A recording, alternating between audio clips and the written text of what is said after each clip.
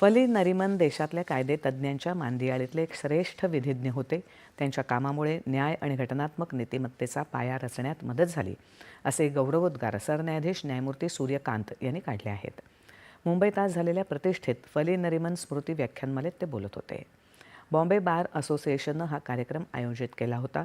राज्यघटनेप्रती तसंच नागरिकांचं स्वातंत्र्य आणि हक्कांप्रती नरिमन यांची कटिबद्धता आजही अनेक न्यायाधीश तसंच वकिलांना प्रेरणा देणारी आहे, असं त्यांनी सांगितलं. मूलभूत हक्क आणि व्यक्तीला मिळणारं संरक्षण या संदर्भातलं राज्यघटनेतलं कलम 226चा त्यांनी केलेला अभ्यास, त्याचं महत्त्व पटवून सांगण्यासाठी त्यांनी केलेली धडपड कायद्याच्या क्षेत्रात ऐतिहासिक योगदान म्हणता येईल, असं सूर्यकांत म्हणाले.